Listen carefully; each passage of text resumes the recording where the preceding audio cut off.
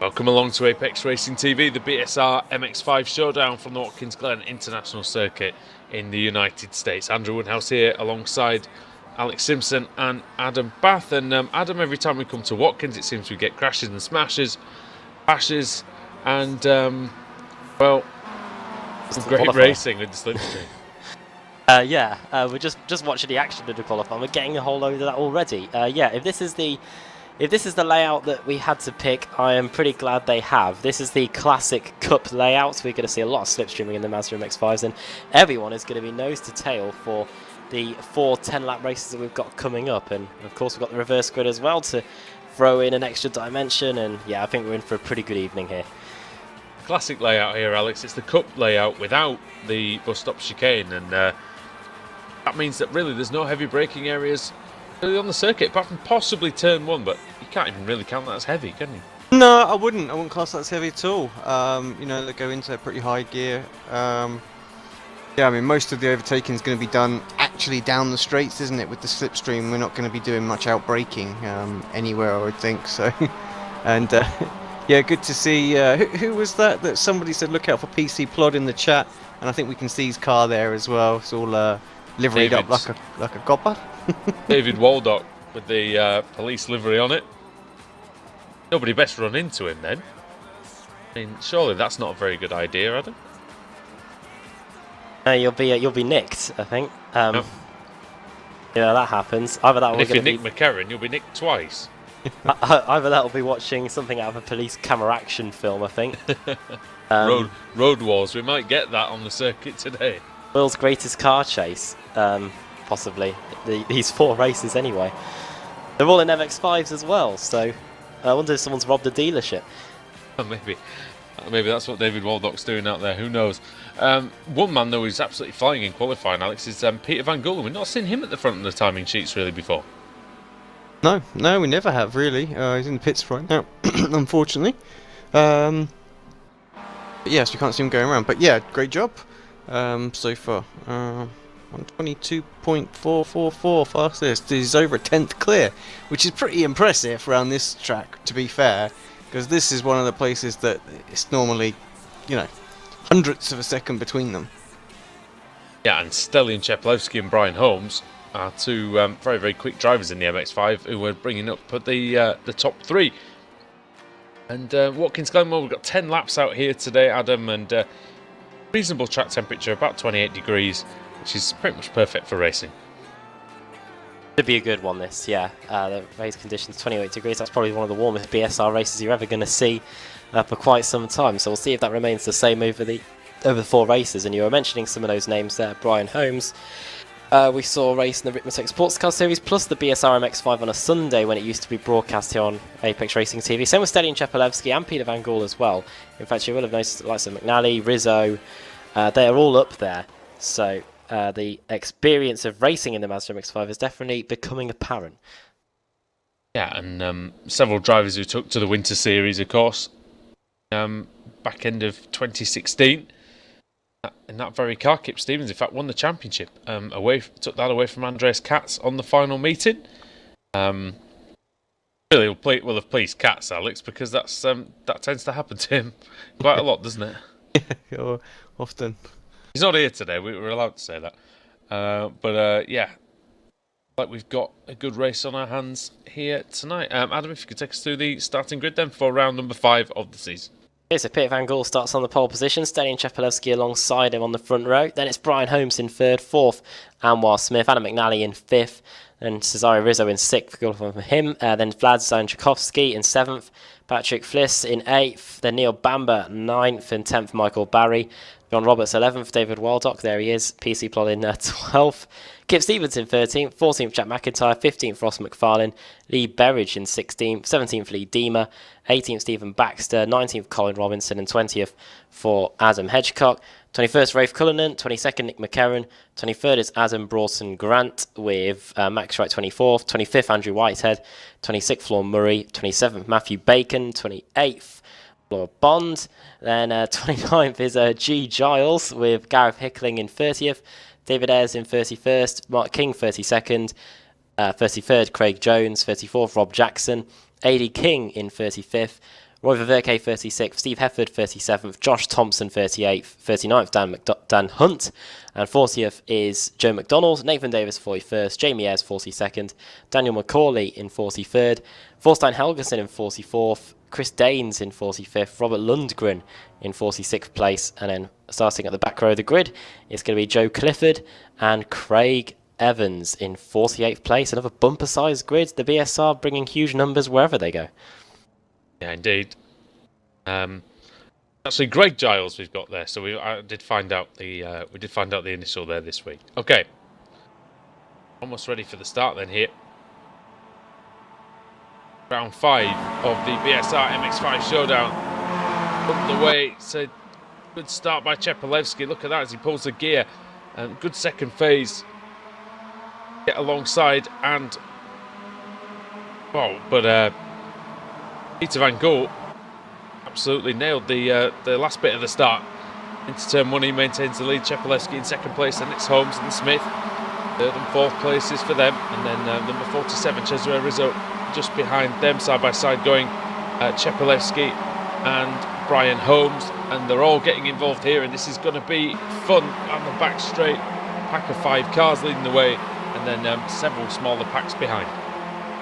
Here we go then, slipstream begins straight away, and here comes the car steaming along on the outside. That is Rizzo, 2 positions gained, it could be more. He's going to try and go past all of them around the outside here. Try and take it all is Cesare Rizzo in the carousel. Like the song, he wants it all, he wants it now. And you've got Chepelevsky gamely defending on second place. Rizzo trying to have a go at Smith on the inside line. Settle in, folks. This is going to be I think this is probably going to be the case for the next 10 laps. It's going to be a ridiculous race, I think, here. Alex, has everybody made it through the first lap? Yeah, I think only AD King has had problems. Problem. Bit of a bad exit for Brian Holmes, and Rizzo going through into second place. Might even have a little dabble at Stalin Chepelevsky into turn 1, and he does. Oh, he sends it in deep there, and wide goes Chepelevsky, and also one of the Youth Energy cars going wide as well. Youth Energy definitely got a strong presence, haven't they, inside this top 10. Chepelevsky and Rizzo grimly holding on at the front. Now we go to the back straight again, and now Rizzo's on the inside. Fantastic racing at the front by all these guys. Somebody's big one, gone absolutely into the fence. Big one. Berridge, he's just hit Lee Berridge, and it's kicking off. Getting even worse. There's more and more of them. I think we might need a safety car here. And Andrew Whitehead. Whitehead. Guys, we're admins. If you wanted to throw it, you could. 3 wide at the front. I don't think we. I don't know. I really don't know. I'll get whined at no matter what by someone. Oh my goodness me. 3 wide in the carousel. This is very good from Rizzo. He's through the middle. Belin Chepelevsky. He's going to lose 2 places here. He might lose a third to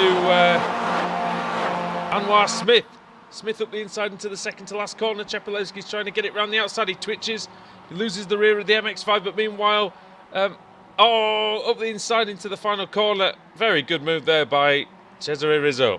Right, the cars that are out of the race. Rafe Cullinan, we got Adam Broughton, Grantel, Robinson, Stevens, Helgeson, Andrew Whitehead and Greg Giles as well. So quite a few cars out, as well as Daniel McCauley. So we've got about a dozen or so cars out. And 4 wide going into turn 1 there as well. Somebody's very wide, number 30, Vladimir. Oh my god, he just about gets in there. Did you see the spark fly as his wing mirror must have just skimmed the Argo there? Vladislav Zajanczowski, absolutely just hanging off a grim life there on the outside. Right, we'll try again then. This time we're going to go 3 wide down the back straight. Chepelevsky, that's nearly a quarter panel with the 2 teammates. How did Cheppy find a gap there? I've absolutely no idea. And he did. Paul Rizzo's down. Brilliant. Paul Rizzo's lost 3 positions. He's trying to get one back on the inside of the carousel. See, he's trying to find the best route, isn't he? He tried on the outside on the first lap. He's tried the inside there. I think the middle might be the best way at the moment. Even that, he's not scared to go for it. And he's placing that MX5 exactly where he needs to, as are all the guys at the front. Rizzo onto the grass and the gravel almost, and he was almost quarter paneling the Youth Energy car that he was battling with Brian Holmes. In fact, Van Gool, and now he's under pressure from That is Zayn Chokovsky as we go through the final corner. Yeah, Vlad around the outside. If you can make that stick, but look how much you get punished, Alex, for a slight error. Down to sixth. It might be seventh because on the inside is Adam McNally. Yeah, oh, and there's a spinner. and it's Baxter. Oh, Christ, Baxter. R1. He's done one at turn 1. Now there you go. And he's down behind Lorne Murray, who is in 18th place now. Lorne Murray. Josh Thompson's made a good start. He's already getting 20 spots. And that would have been that big crash, wouldn't it? That would have helped him.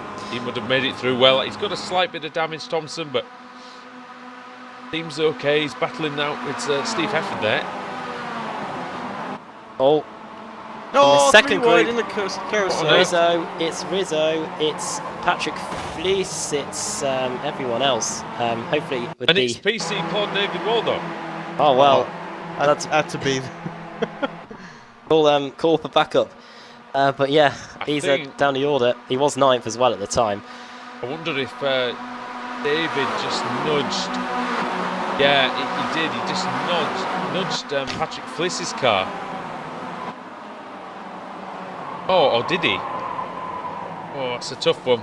3 into 1 there. We'll blame it on the copper, I reckon. He should know better.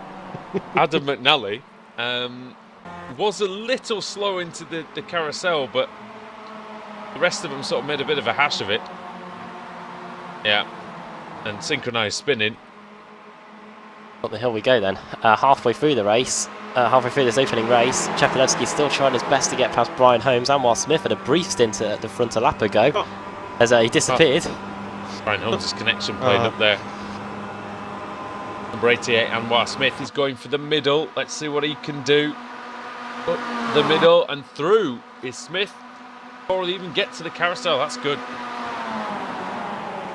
Strategic planning. I wonder if they're all trying to work out where you need to be in the lead to make sure you can hold on to a race victory. We've still got half the race to go, and well, how many cars have we got on this lead paddle? 1, 2, 3, 4, 5, 6 cars all fighting for the win. Good battle further back as well, like the second little group. It's quite close. Well, there's 2 little groups actually behind, but yeah, very, very close as well. Nick McCarron, Michael Barry, Adam Hedgecock, they're having a good little squabble out there, and then you can see just all coming down that straight actually, everybody's side by side. Baxter trying to recover, trying to get some places back as well, up the inside. Lee Deemer and Ross McFarlane in that group as well. Alex with Barry and McCarron. Mm-hmm. And was it the group behind you that you were saying? Oh yeah, so that one's really coming together, isn't it? Baxter and there's so many cars in the pits and trying to click past them all. Holmes very, very slow coming off of turn 1. He's lost a lot of places. Chris Daines, who's in that group behind Stephen Baxter. Got some traffic here as well now, just mixing it a little bit. Yeah, this is going to be interesting. 16 cars in the pits, by the way. It's still very interesting at the front. Look at the closing speed of Vlad Zainchkovsky. Put my teeth back in. Vlad tried on the inside. Zainchkovsky, and he couldn't make it stick. Anwar Smith still leads. And Stelin Chepelevsky in second. Third is Zainchkovsky. And then Brian Holmes in 4th, just about hanging on. Right then, into the penultimate corner as Zainchkovsky tried to get the second position. This allows him open up to attack from the Youth Energy car with the blue roll cage. That's Brian Holmes. Alex, is what happens if, like I say, you get out of line, you make one little mistake, or you make a half move, and suddenly you lose several car lengths, and you're under threat from the car behind. Yeah, sorry, just some questions on the chat as well that I was just looking at. But yeah, I just think. You can answer them if you want. Yeah, no, I mean just. A move by Brian Holmes, if you can make that stick round the outside in turn 1. On the outside, Vlad a little bit slow on the apex, lost a little bit of the draft. He's 9/10 of a second off. They will close back up, but this is exactly what Anwar and Cheppy wanted. If they can sort of pull each other away from that group, might just be a 1-2 fight. Vlad was a little slow on the apex, but Brian went so wide he couldn't really take advantage of that. Yeah, Alex, what was that on the chat? Have we got anything we can answer here? No, not really. Just some messages, but nothing actually that we need to get involved in. 3 wide there, 3rd, 4th and 5th. And Chepelevsky going around the outside of Smith for the lead. That's good work. Zainchkovsky and Holmes battling away. Do apologise for the drivers further down the field, but so much going on in this top 5 that we really want to see it all. Peter Van Gool's made his way up back into the mix as well, the pole sitter. Up into 5th. This little group, 14th and around sort of that area. Very, very close as well. Starting to build back up. It seems that pack's come together. Josh Thompson. Ayres, Daines, Hunt, Baxter, Murray. Oh, this Fliss, is very Thompson. close, yeah. Thompson, Rizzo, Fliss, Baxter and Murray. And Hunt as well. How many positions has he gained? 22 positions. Chris Daines has gained 26. I think he is the biggest mover in the field. I think Thompson is. Oh, also 26. Oh, it was. He's just lost a place. He's now 25. Oh, someone spun. Oh, it's Michael Barry. And another one. Baxter and again. Same That's place. the same corner, yeah. Exactly the same corner for Baxter. Shame for him. And it's a slow Adam Hedgecock, not really getting the speed up through the S's at all. Rizzo going round him. Thompson trying to follow him. Here comes Josh Thompson. Not going to take a second invitation at this. Smith back to the lead as well. Pretty standard for what we've seen. Oh. Pick a battle, really. You've got something to look at all over the place here. Patrick Fliss as well. He's all over the inside curb at the carousel. Thompson defending the inside. Adam, it's... Don't really know. Oh, no. Dear me. I nearly was that disaster. Oh, And it is. Oh, that That's was contact. that was almost Rizzo in it again. But So he's into able to hold on. to the rear wheel of Thompson. And only lost one place. I think one of them might hit the wall there, Adam. You're right there. Was he? No. No, it was Patrick Fliss. To the wall. 2 laps to go then.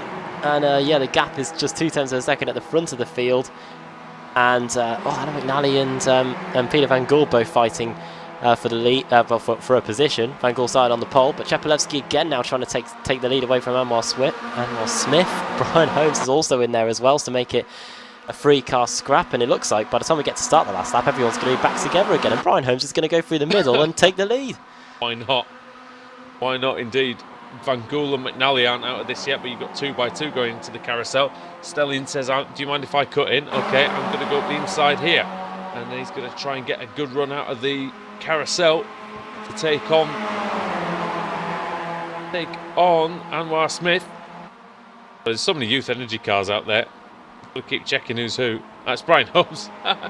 Brian Holmes with the blue roll cage. The red roll cage is Anwar Smith. That's right. Orange is Van Gool and McNally's the turquoise. And then one more lap to go. White flag then in the air. Goodness, so you can see them just going over to the pit wall, trying to shorten the distance as long as they can. It's like watching a MotoGP race. Trying to break the slipstream, but oh no, Van Gool's hit Anwar Smith. And that might be Van Gool's challenge done for this lap. Looks like Stellian's got a good run here. He's going to get quite a bit of draft coming up through the hill. He's just stayed far enough behind, hasn't he? Yeah, that's why I think he moved out actually, so he didn't get the draft going down the main straight. So he could get all the momentum here. He has to go to the outside. He's got to be careful because Zainchkovsky is coming as well. Surely, I was thinking through the middle for Vlad, but Covered off. Oh, Here comes Anwar Smith. Here comes Smith. And They've there's some got traffic. It's Michael Barry. And Smith's going for all the marbles. He might have lost his marbles. Go for all the money as well for the win. He's gained 2 places. I've just got to get one more. We've got one more straight to go and then 2 corners. Oh, Zainchkovsky's almost quarter paneling. Brian Holmes. Here we go then, 2 corners to go. It's Stellian Chepelevsky. Ahead of Anwar Smith. And then it's Holmes and then it's Zainchkovsky. Chepelevsky might have this one in the bag here, but Zainchkovsky wants a podium, but I think he might just miss out on it. Anwar Smith with a great run. He's going to get a whole heap of slipstream here. It's going to be fairly close, but it's going to be Stellian Chepelevsky who wins round 1 of the evening. On for Good Rosberg. race, good battles further back as well, as they all come screaming across the start-finish line. Oh, Ross McFarlane's had a problem on the last lap. Yeah, I don't know what's happened to him. He's dropping down the order. Quite a few positions lost for him. Biggest mover in the end. I think that award went to Chris Danes. Just 31 positions gained. Started all the way in, what, 45th place and finished 14th. Not bad at all, really, was it? It's not bad. I think I might be able to see what happened to Ross McFarlane. Not 100% sure. They went 3 wide into the carousel. And you know what? I think McFarlane might have... I don't know if he's had a... Have you seen it, Adam? I think my screen just cut off a little bit there. I'll have a look. I wonder if McFarlane might have had... Oh, dear. Crashing on the cool-down lap. Nothing uncommon. Well, it happens in Formula 1. It can happen to the best of them. It was a collision with car 69, Patrick Fliss, going into the penultimate corner. That's what I saw anyway.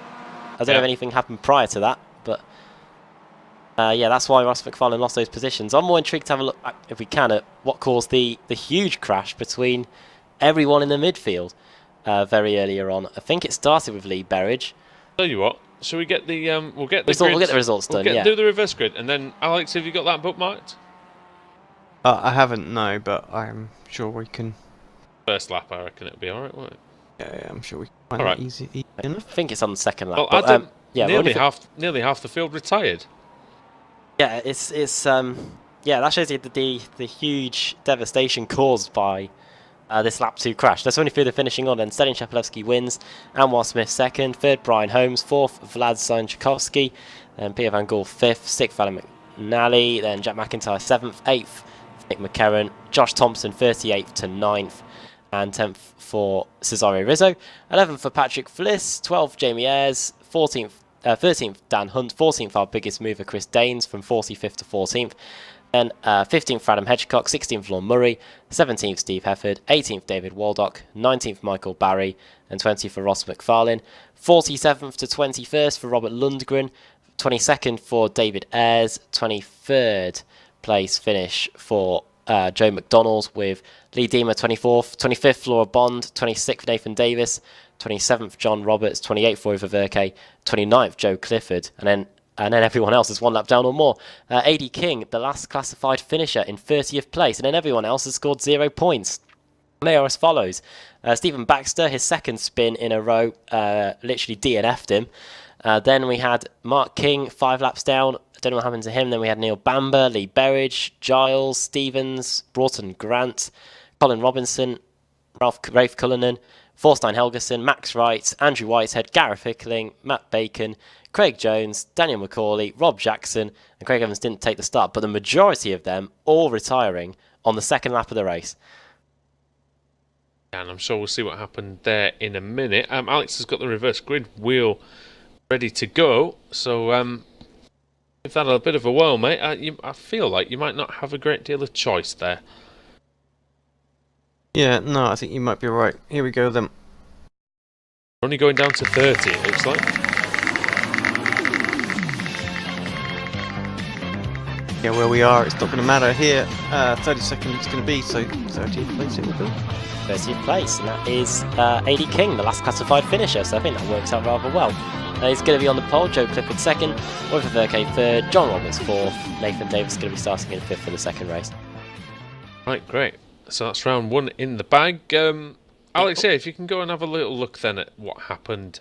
It all starts, the driver to focus on for this one is Kip Stevens. Kip Stevens is fighting in amongst Lee Berridge at the time, and Stevens and Berridge are the ones that... Was it lap 2, sorry? Start of lap 2, yeah. Sorry, it was lap 2, yeah.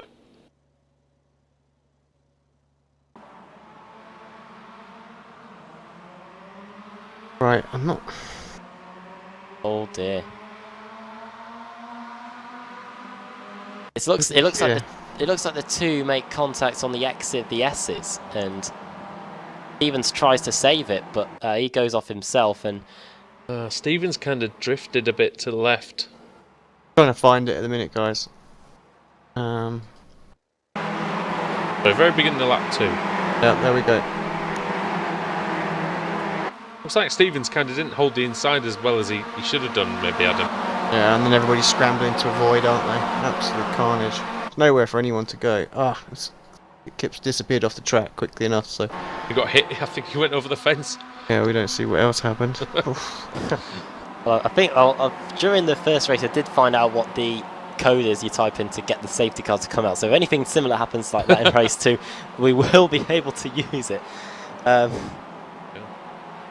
But the action was so good at the front, we didn't want it to stop really. No, so I think that was I think it was a good decision.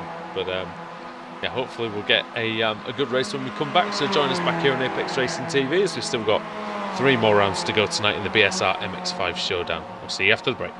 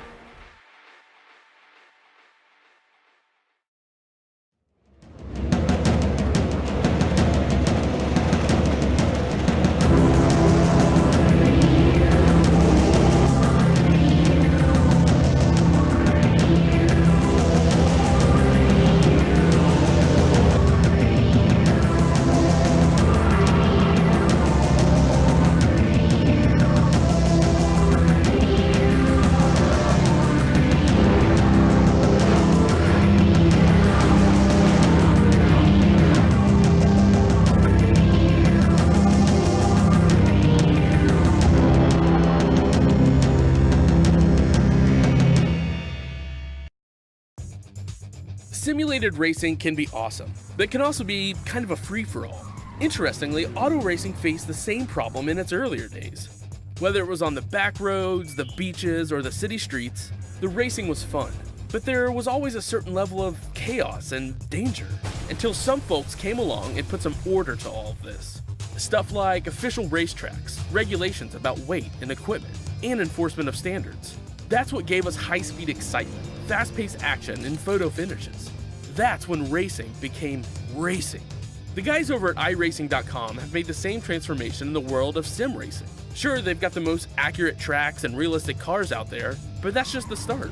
See, iRacing analyzes the performance and results of each driver in every race, so you can be sure you're always placed in races where the competition will be tight, and that those reckless drivers who ruin it for us all are kept in the pits.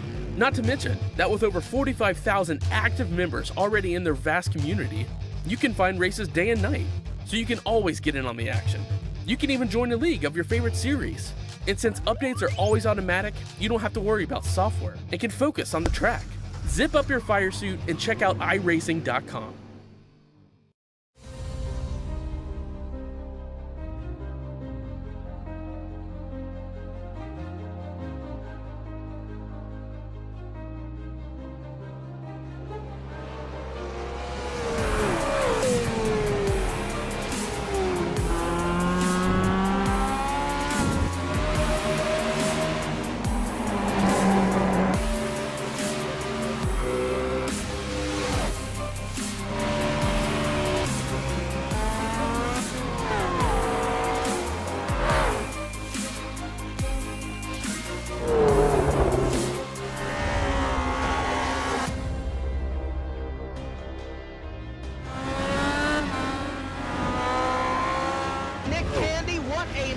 Truex in the outside, contact made. 56 slides it into 4. Who's going to be at the stripe? Dead even, give it to Ryan Truex. Truex is your winner over Tandy.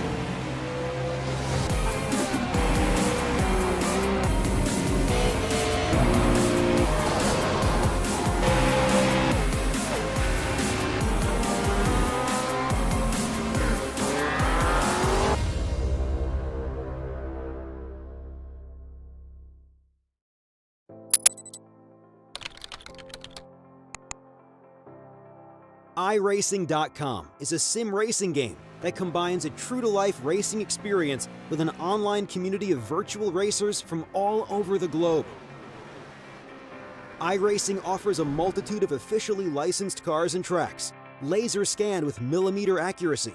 Their car models and mechanical systems are based on real-world physics and engineered in cooperation with manufacturers and race teams. iRacing's web-based interface allows members to compare stats and test drive any combination of car and track instantly. Their skill license system ranges from rookie to pro, ensuring members are always pitted against those with similar skill sets. Members are able to sign up for a weekly race series, compete in time trials, host a private race with friends, and participate in racing leagues created and run by the community. With over 60,000 members, iRacing works in partnership with renowned motorsport organizations like SRO Motorsports Group to deliver virtual races based on the real-life Blancpain GT series. iRacing's Blancpain Endurance Series features team racing, giving members the ability to build a team and participate in races ranging from 3 hours to 24 hours.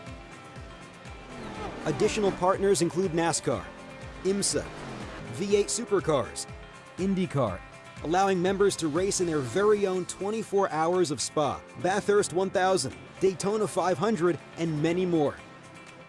iRacing.com, delivering the most authentic racing experience short of getting into a real race car.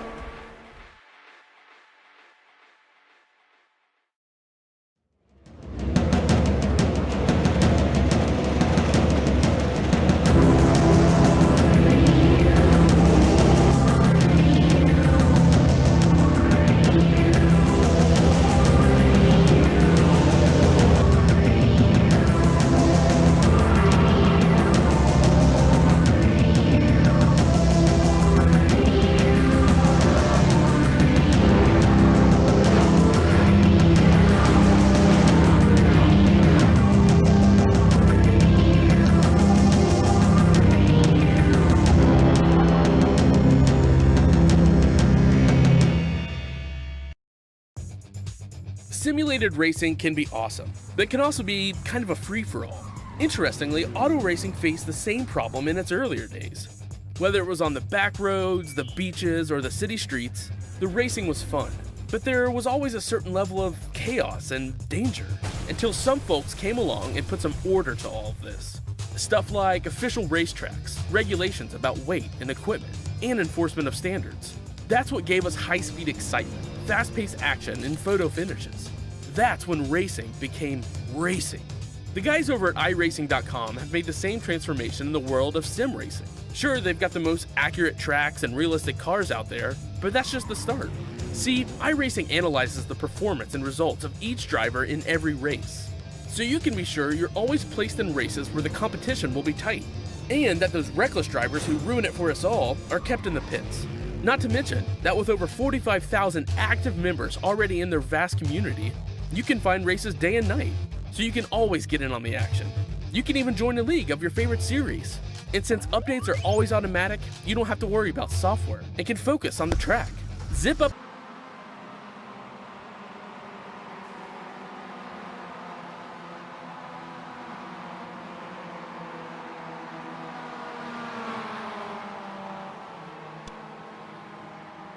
Welcome back, everybody, to Apex Racing TV at Watkins Glen in the United States, the BSR MX5 Showdown. Andrew Woodhouse here with Adam Bath and iRacing Blancpain World Championship driver Alex Simpson. And Alex, I know you've driven this track many times. I know you love this place. And the best part of it for you, is it the bit that we're not driving on tonight? Well, I do enjoy that bit, I have to say. Especially the shoot, that's such a rewarding corner when you just nail the entry and just get on the gas so early and the car just rotates through. It's amazing. But actually every part of the track is actually a lot of fun, and I think the reason it is a lot of fun is because of what we saw earlier on. You see some absolutely fantastic racing. The track just sort of really opens itself up to that. So unfortunately we can have the big crashes like we saw as well, so let's hope we don't see one of those again. Here we go then. This race starts with, I think, Nathan Davis is the big favourite, Adam. Yeah, he looks like he could be in with a shout of it. We can't rule out Roy Verke. He's got some experience in racing in the MX5s, but yeah, I think it's pretty all open here. We'll see what happens. As is with Nathan Davis, he has to make it without crashing. Here we go then. Jump start. Oh, jump start. You might as well go, John. Oh, John Roberts jump start, and he didn't go, and so he's made a worse start than he would have done anyway. There goes Nathan Davis up the middle. He's going to take the lead by the first corner. It's extraordinary. Eddie King, though, fighting back on the inside line. Oh, there's no space there. neither of them giving each other any space. Oh dear, there it goes. Right, is this a yellow? Oh, this is going to be absolutely blocked. Guaranteed. Well, my yellow didn't work, probably because this is the first time I've been doing it, but yeah, we're still going. If you haven't got the option on the right mouse button, then you won't see it. Driver's going very slowly up the hill then. Most part they slowed down. I think we've only lost. Well, I think we're going to lose a few more with damage, but so far we've only lost 4. Oh, make that more. Oh dear, oh, off God. goes Who was that? Hefford. No, Bond, sorry, it was the pink Bond car. off. What was going on there? Thompson having a ding dong with Dan Hunt through the carousel, but that's through. And it's who's leading then? I can't really tell. It's Lee Deemer. Lee Deemer. We deem him to be in the lead. And sorry, Nathan Davis, who made that's one of the best starts I've ever seen from Nathan Davis. Really, brilliant start. He couldn't quite parlay that into the lead, Alex, but second place and just one man in front of him. He's got a good chance of doing something good here. Yeah. I mean, Oh, that was no. fantastic. It Oh, was, Oh, Deemer's lost it. well, he and nearly Eddie lost. King well, goes there's Nathan through. But Eddie yeah, King so there goes you go. wide, and through goes Ross McFarlane into third. Well, Lee's lost the lead. And will we try and redeem that? Oh, very good. Oh, here we go. This is all kicking off. This is in the second group. This is Verke, McDonald, Hefford, and everyone else. AD King's also in the mix there as well. Here comes Hefford then. Round the outside. Oh, King's going to put him on the grass if he's not careful. Hefford's still on the grass. He needs to get off there. Just about has into the carousel. He's going to have some dirt on his tyres, no doubt. Wide. Somebody's very wide. That was David Ayres. As he races in the Club 73 Touring Car Championship. Joe McDonald in the McDonald's car. Fair enough. Going towards the... he doesn't like people called King. But, so Eddie King in front of him might have a little bit of an issue. Good thing nobody's a colonel in this league. Ah, well, that's it. Well, not that we know of. Who's going to... Well, we've seen people make a right hash brown out of things. Number 49 is Josh Thompson. That was a terrible joke, by the way. Into the first corner. AD King's going for the old Andrew Woodhouse fast in, slow out method, and it worked perfectly there. He lost 2 places. Sorry, I'm gonna take a while to come back from that. I think. Get that out of my head. Right, through the yeses we go. And this is Verke holding back everybody here. We've got an Apex car in the mix. This is Thompson. We've got McDonald, we've got Murray, Rizzo. Like that, everybody's here. Who's that in the car going slowly? Oh dear me, somebody's getting eaten. Fast food. That's fast food for McDonald and for the rest of them. It's 2x2 for the lead as well. Hefford's got the lead. Second is Davis. Third, Deemer. Now here comes McDonald. This is going to get interested. Farland went a bit wide. Who's that on the outside in the green? Lee Deemer in the Youth Energy car. Excuse me. A lot going on in the first few laps of the BSR MX5 Showdown. Oh, Deemer! He's on the grass. Oh. He's just hit Ross McFarlane. Now, get out of the way. He does. Also off Lawn Murray in the penultimate Crashed corner. again. Oh my goodness, he nearly gets hit. But he's towed back to the pit. Sensible there from Lee Deemer. I don't know how Lawn Murray On got a turned replay, around. See exactly how it happened. Very close. Inside. What's going on? Farland's still in third despite getting assaulted by Lee Deemer. Do you know what? He lost it on his own coming out of the penultimate corner, and then just sort of ricocheted off the other car there, and yeah. Remember Dan Hunt doing that in the Oh, yeah, Kia he got once. he got wheels on the grass, didn't he? Yeah. Well, here comes Hefford for the lead. The Heff trying to get it done here. Don't hassle the Hef. Trying to go into the carousel in the lead then ahead of Davies, the Welshman. Hefford very tight on the inside there. And onto the curb. A reasonable run. Davies a better one in the Rothmans car. Free Other wide. cigarettes are available. Free wide in we don't smoke in the console, at least I don't think we do anyway. No, We spent a week in Germany. It I didn't see depends anyone what- reach for it. Well, yeah, I mean, Alex is from Bedfordshire. It depends what we're smoking, doesn't it? Well, this is true. So North, I think. down there, even the primary school children probably do. It's you got Maybe a bit too far there. Yeah, That's that's not that bad. Does that- Alex, do you know it? Leeds. Yeah. I'm from Leeds. It's absolutely fine. They that's start five. them in nursery in Leeds. But yeah, Hefford leading. Is it the equivalent of a pacifier in Yeah, yeah, exactly. Oh, someone's about to get pacified. It's Steve Baxter. He's off into the wall. And King as well. I think issues between them two. Let's have a look back, see what that was all about. Well, be careful of the rejoin, please. Oh, they just about get out of everyone's way. But AD King, yeah. Right, let's have a look what happened here then. First corner, Baxter collides. Please don't be his teammate. Oh no, Helgeson, what's he doing? He's just hit Adam Broughton Grant. Didn't make any effort to get out of the way there, did Helgeson? Oh, it was looks all like- on.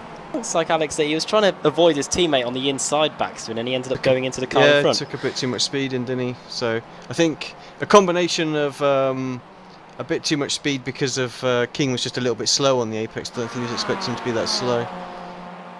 But still, his fault, unfortunately. It looks like the PC just about missed him. David Waldock. Right then, on to lap 6. And we've got 4 laps to go. Car spun in the middle of the road. Dan Hunt, I think it is. Was in the Momo car. Well, he went off in this corner in a Kia Optima, I think, a few seasons ago and lost the win. Wasn't in contention for the win there, but that's a shame for the Momo car. What's happened to Rizzo and Zion Tchaikovsky? They're dropping down the order. Oh, they've spun. That's what's happened.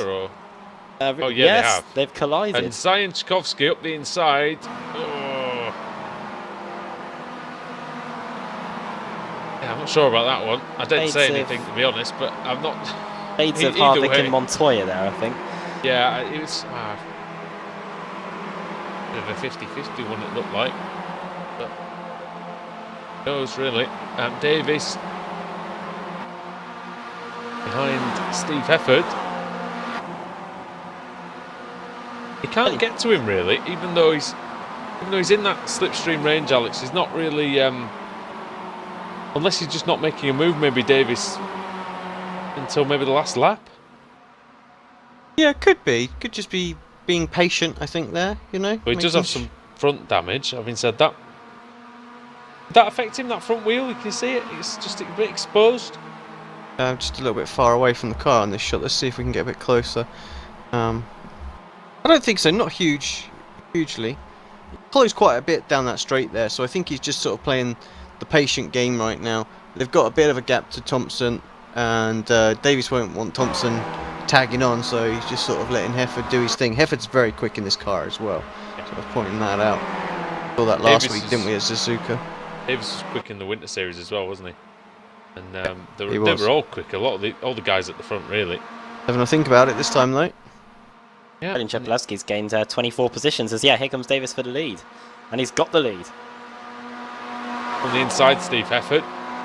They do, in terms of trying to maintain it. Up the inside to the carousel, then. Not really much of a braking area in these MX-5s, but Hefford hanging tough on the inside. Nicely done. Can he keep it, though? Davis has good momentum coming out of the corner. Haven't seen too many moves into this penultimate corner. Usually, if the car in front's got the position by this point, they usually go on to lead the lap. But Davis is going to try and change that. Throws it up the inside going into the penultimate corner and is just about clear of Hefford. Two nearly collide. And these cars are very easy to spin out if you hit them at the rear. So close there, wasn't it? Davis very close to the wall as well. Look at Hefford. Got a really, really good run. Davis will lead the lap. Hefford has the inside line into turn 1. Very late on the brakes. Davis goes for the cutback. Nicely done by both. Hefford nearly loses the car as he goes wide. He goes onto the grass. And Davis took massive avoiding action. He thought he was going to come back across him, didn't he? Yep. And look at Josh Thompson. not very far behind as well. And Davies, Hefford and Thompson, sounds like a scrap metal merchant's dream out there, Alex. Well, yeah, it does. I think Thompson right there now, well and truly into that draft. That lap of battle just brought him in there. So, yeah, no love lost between Davis and Thompson. So I wonder if Davis's focus will shift a little bit once Thompson gets right in and amongst it. Yeah, we saw that for better and for worse, didn't we, a few weeks ago in the BSR TC. And Hefford. Is it going to be till death us do part now? I don't know, they might just be fighting for a long time though, these two in the BSR TC. Davies and Thompson, and Hefford desperately trying to cling on to that lead, but Davies goes a bit wide. You've got to be careful there, you can unsettle the car on the grass. Thompson doing the sensible thing and just kind of backing off a little bit, a car length or so, just to get a better run out of the corner. Maybe just to watch these two, Alex, and see if he can't take advantage of any mistakes.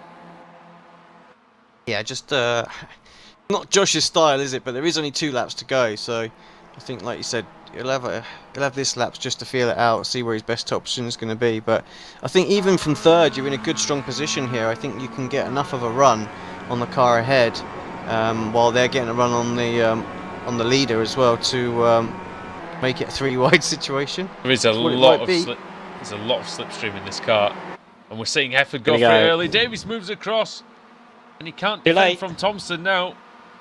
Now he's got to go into the slipstream of Hefford, so that Thompson's now the one that's got no help. Proper strategic stuff this as we go into the carousel. Gaining is Thompson though. Davies doesn't really know where to place the car for the best exit. Maybe he's going to get this late apex here. So Thompson third to first. Davis, Hefford, Thompson third to first. Davis first to third, and Hefford remains in second place, but he's now going for the lead. Defending hard here. Thompson from Steve Hefford brings Davies back into the equation. It's going to ebb and flow like that, I think, for the next lap or so, as the white flag is going to be in the air as they come round the final corner for the penultimate time. One more lap to go.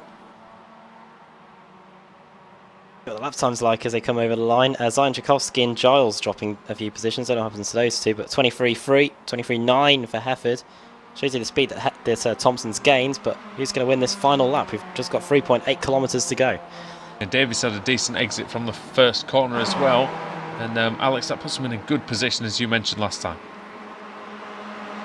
Yeah, I mean, we saw just the last lap Thompson get there, so he basically just needs to learn what Thompson did there and just do exactly the same.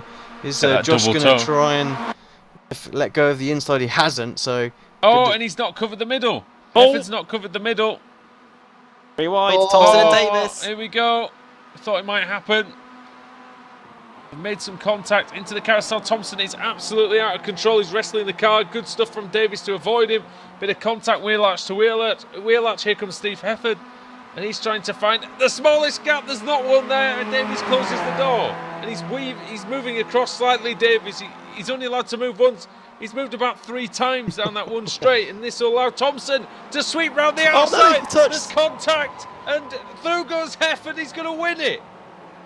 How did he avoid both of them then? I thought he was going to get collided. Amazing stuff. Steve Hefford comes through. He's going to win the race. What a feeling that'll be. Oh dear. Third for Peter Van Gool. Stadion Chepelewski is going to get 4th. Ross McFarlane 5th. Nathan Davis is going to finish in 6th again, and the ongoing saga between Davis and Thompson continues. Well, it was... I don't think they tried to hit each other there. I think they genuinely tried to avoid each other, but they were both going for the win. And Massa, though, isn't it? They weren't trying to hit each other either. Yeah. And they ended up doing several times. But oh, look at this race off the final corner. Dan Hunt and Andrew Whitehead. It's going to be Whitehead who takes it. Stuff there, but I think that's just good hard racing on the last lap. I will say that.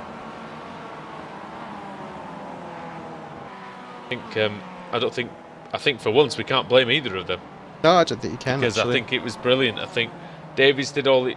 Davies was a little bit naughty in terms of defending the position, like he was weaving around the track to try and stop Hefford from going through. And Thompson then went round the outside. I want to see if Thompson gave enough space for Davies. I think that's going to be the key. If there was any sort of penalty here. I think it was the speed that Thompson carried around the outside, and at the same time the inside went flying up the inside was a Davis. So I think Davis, from going offline, Alex, he probably had some dirt on his tyres, and maybe just couldn't quite keep it tight on the inside. So it was probably a bit of both, wasn't it? Yeah, I'm going to try and watch it back. I don't know, I keep selecting a different car there, but yeah. I'm just going to put it down to the last lap. Good hard racing, I really am. But see what Alex makes of it. Adam, you think what do you think? Yeah, I agree with you on this occasion. Yeah, Tiniest of touches there as well. It's nothing really, is it? It's just so unfortunate. But in the Kia it would be fine, wouldn't it? But I tell you what, Hefford, that it's a blessing in disguise. He might moan about Nathan weaving a little bit to block him, but if Nathan hadn't have done that, then Hefford would have spun as well. Yeah. The only reason he won that race was because he was third going into that corner. Barely got through as well. He nearly got hit. I wonder if we could go. I wonder if we can go on board with Hefford and see just how close he came to absolute disaster there.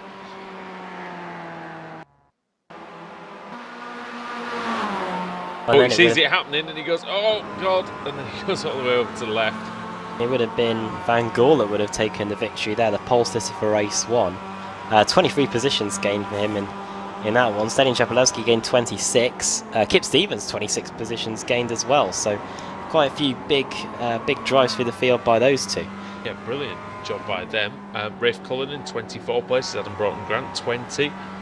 21 for Helgeson and 24 for Bacon. So good work all round there. And Adam, if you could take us through who finished where. Okay, and a return of a familiar stat. You'll hear about it in a minute. Steve Hefford wins. Second, Josh Thompson. Third, Peter Van Gool.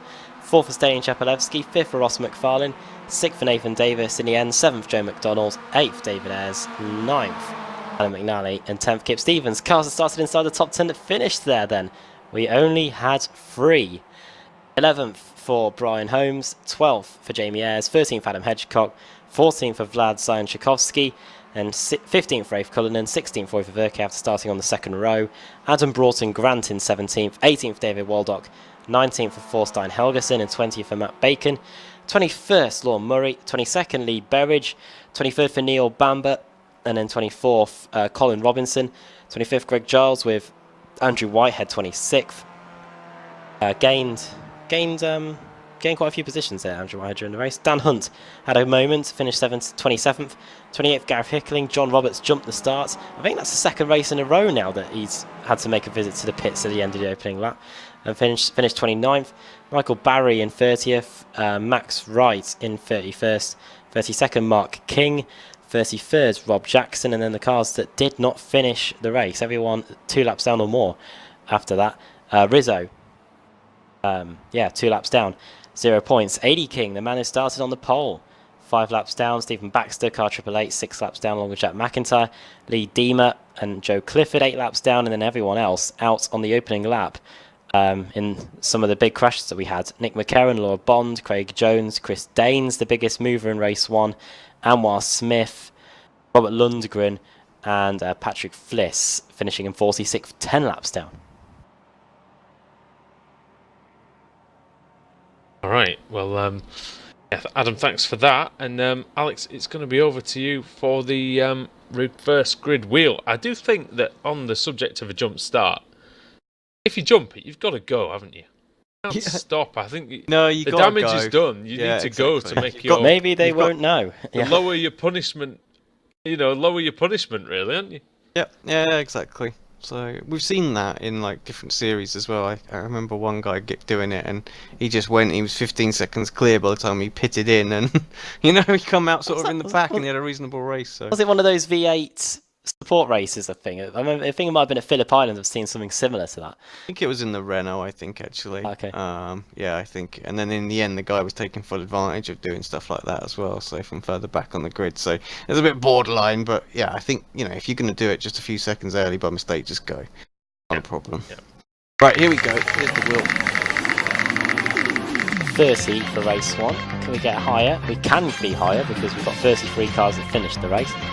Oh, it certainly is higher. It's a full. That's a full, and that's a 33 cars reverse then, and that's going to be Rob Jackson that's going to be on pole position for race 3. Mark King and going to be second place. Third, Max Wright, Michael Barry fourth, and John Roberts has got another opportunity to try and get a good results here. He started 4th for race 2, he's going to be starting 5th for race 3. Right, well, we'll see how he gets on then in race 3. We'll be back just after this break here on Apex Racing TV as the MSA British Sim Racers MX5 Showdown continues.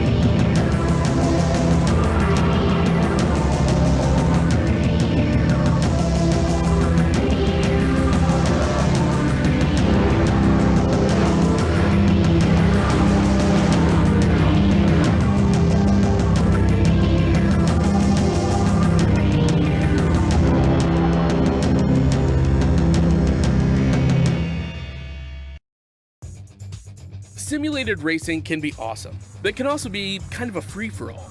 Interestingly, auto racing faced the same problem in its earlier days. Whether it was on the back roads, the beaches, or the city streets, the racing was fun. But there was always a certain level of chaos and danger, until some folks came along and put some order to all of this. Stuff like official racetracks, regulations about weight and equipment, and enforcement of standards. That's what gave us high-speed excitement, fast-paced action, and photo finishes. That's when racing became racing. The guys over at iRacing.com have made the same transformation in the world of sim racing. Sure, they've got the most accurate tracks and realistic cars out there, but that's just the start. See, iRacing analyzes the performance and results of each driver in every race, so you can be sure you're always placed in races where the competition will be tight, and that those reckless drivers who ruin it for us all are kept in the pits.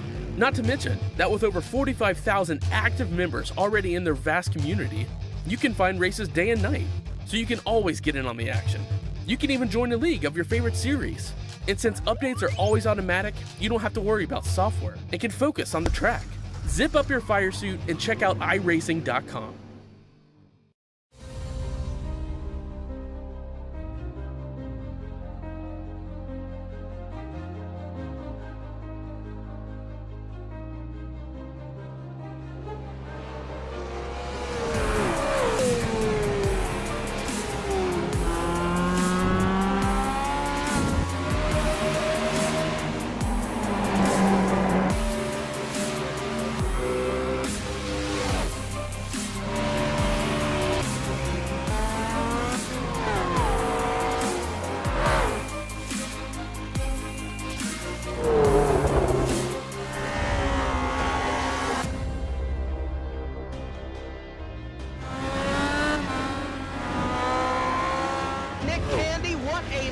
Truex in the outside, contact made. 56 slides it at a 4. Who's going to be at the stripe? Dead even, give it to Ryan Truex. Truex is your winner over Tandy.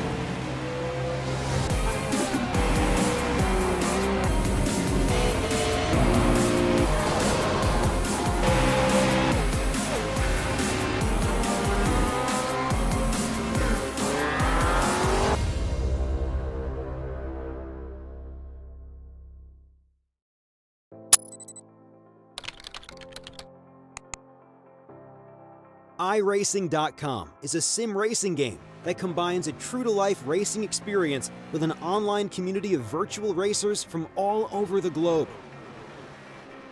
iRacing offers a multitude of officially licensed cars and tracks, laser scanned with millimeter accuracy. Their car models and mechanical systems are based on real-world physics and engineered in cooperation with manufacturers and race teams.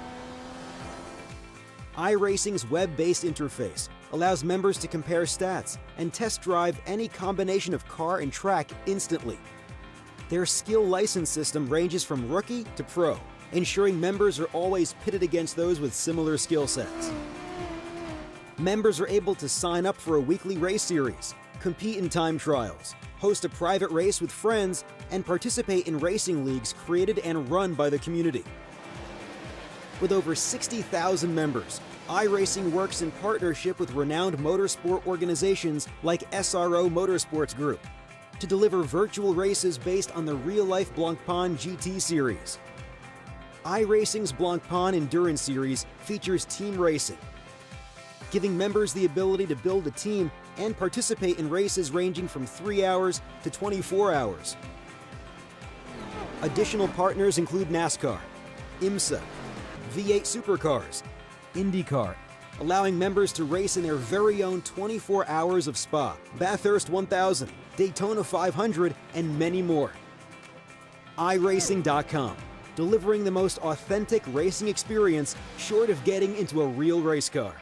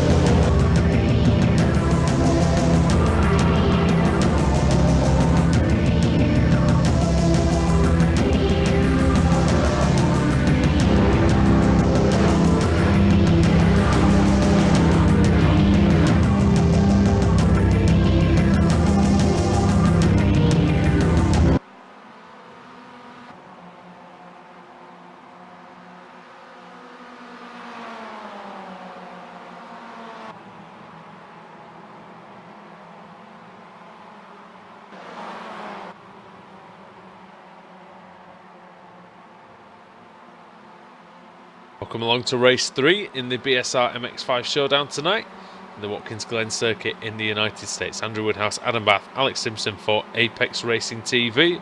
And Adam, just a minute left of the warm-up there, mate. We saw quite extraordinary finish to race 2. And Nathan Davies, well, he said he owned up and he said he made the mistake. Yeah, we saw, was it an issue changing down which caused the car to understeer into the side of Josh Thompson? I think that's what we heard during the... That's what he said, yeah. So yeah, that's what we heard during the break. So, yeah, we'll see what happens this time in the reverse grid. We've got a bigger reverse grid for race 3, 30 plus cars reversed. Yes, again, and we'll see what happens. We will indeed. And Alex, we've seen some big crashes in these first 2 races as well, and the way practice is going, looks like we might see some more. Might see some safety cars out there as well. Who knows? Depends if anybody's got the finger on the button. But who's had the finger on the button so far tonight is Steve Hefford. He's fastest in the warm-up, Adam, and he's about to take to the grid. Whereabouts on the grid, I'm not too sure. We'll have to have a little look in just 2 seconds' time. Steve Hefford will take to the grid in 33rd place, so he's got a lot of work to do from there. Indeed, let's run you through the grid then. Rob Jackson starts on the pole, 2nd Mark King, 3rd Max Wright, 4th Michael Barry, 5th John Roberts, let's hope he doesn't move before the lights this time, Gav Hickling, 6th, 7th Dan Hunt, 8th Andrew Whitehead, 9th Greg Giles, and 10th Colin Robinson, 11th Neil Bamber, 12th Lee Berridge, 13th Lorne Murray, Matthew Bacon in 14th, 15th Thorstein Helgeson, PC David Waldock in 16th, 17th Adam Broughton Grant, 18th Roy Verke, 19th Faith Cullinan, starting in 20th is going to be Vlad Zion Tchaikovsky. Big names further down, Ross McFarlane in 29th, Stadion Chapelewski 30th, Nathan Davis in 28th place, starting at the very back in 46th place is going to be Patrick Fliss. Okay then, just about ready for the start. Red lights are coming on. See if everyone gets away cleanly this time.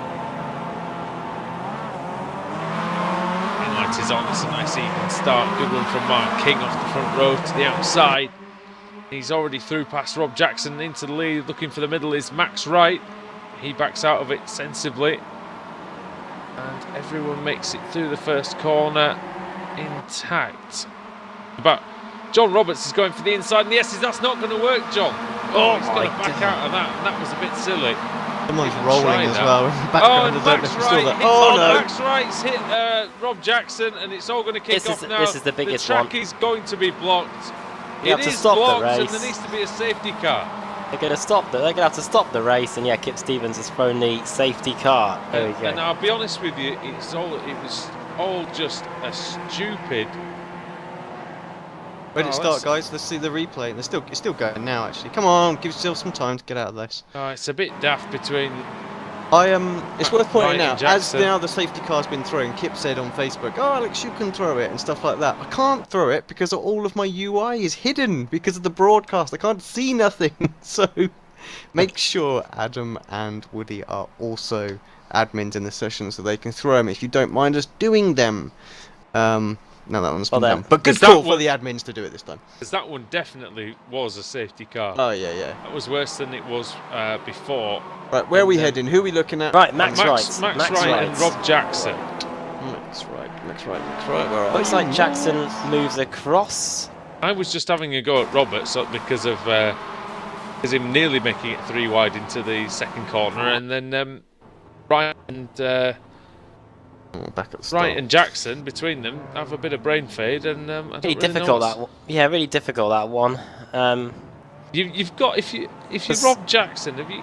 Max Wright's alongside. You'll have got the clear cut. You'll have got the left side call surely early enough. Max Wright's gone as far over as he humanly dares, but then he also must be able to see, Alex, that he's driving into a closing gap. I'm not sure I'd put the blame on anybody squarely, but it's a very strange one, really. I think Jackson moves across. I think Wright maybe needs to realise that there just isn't the room.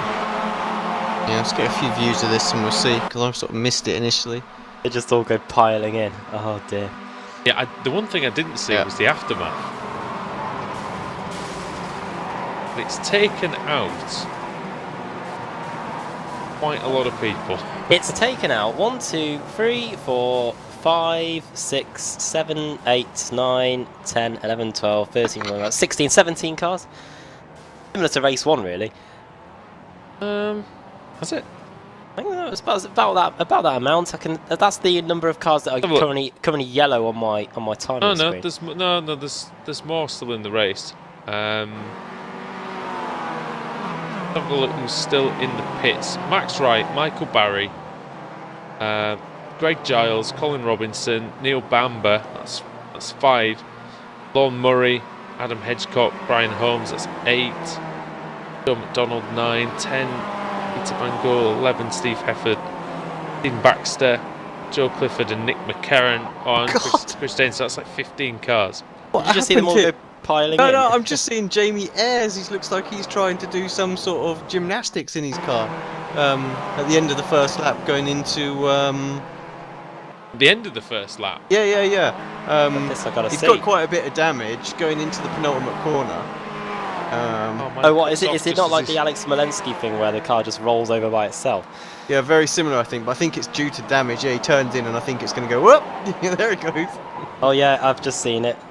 Well, Mr. Woodhouse was we couldn't control ourselves when we first started the first time.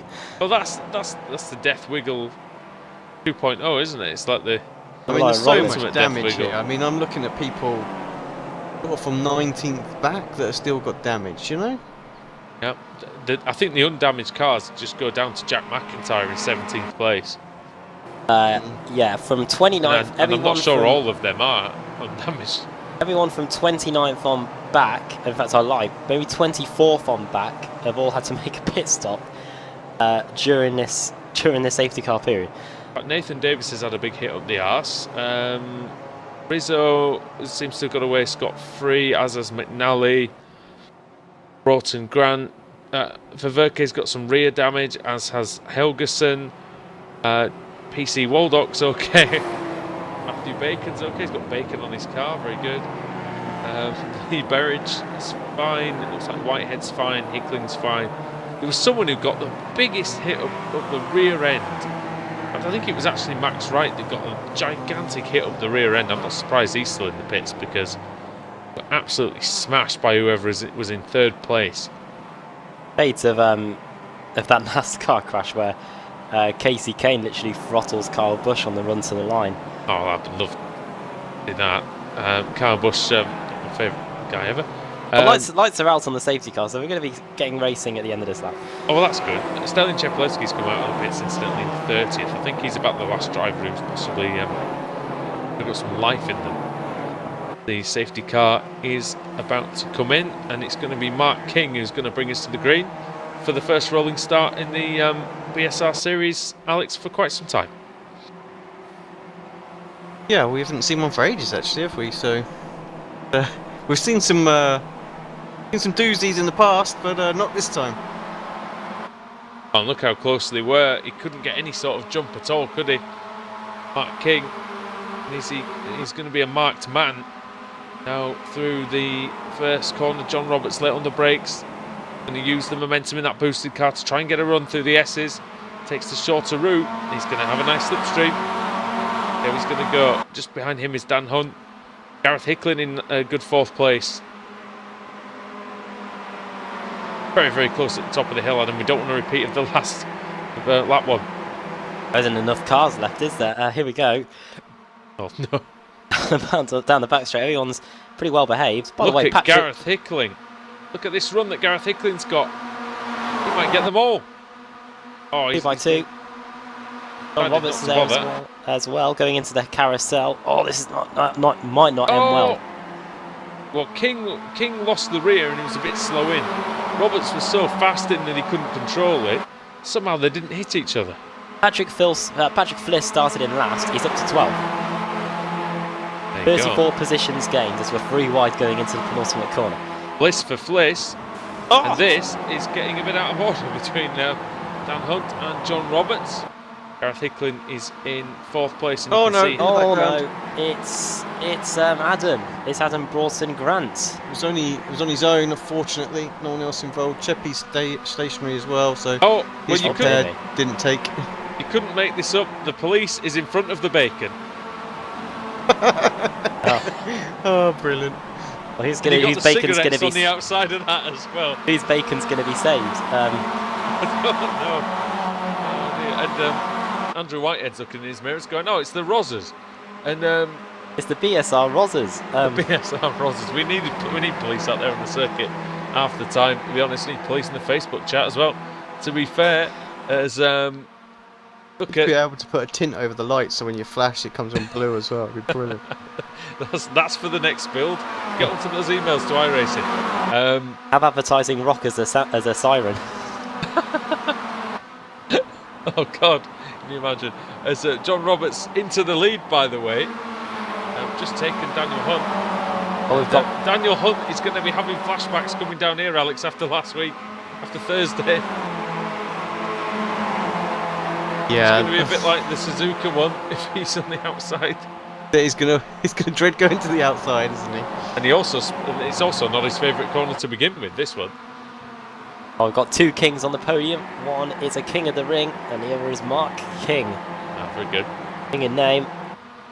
And yeah, through the final corner we go to start lap 6 of the race. A few laps eaten up, of course, because of the safety car. 80 King's out of the race, so one King has abdicated the session. Been dethroned. Oh, and Mark King very nearly dethrones himself in the first corner. Falls on his own sword. Very nearly. And Gareth Hickling's going to go through. Is John Roberts going to be sitting on the BSR Iron Throne at the end of the evening? I'm not sure, to be honest. And well, Dan Hunt is going to try and do everything in his power to stop him, but he's got a bit of damage, Alex. He's not getting quite the run he wants. In fact, he's just shoving John Roberts down the straight. Yeah, maybe he's trying to help these guys break away. Yeah, just a little bit, you know.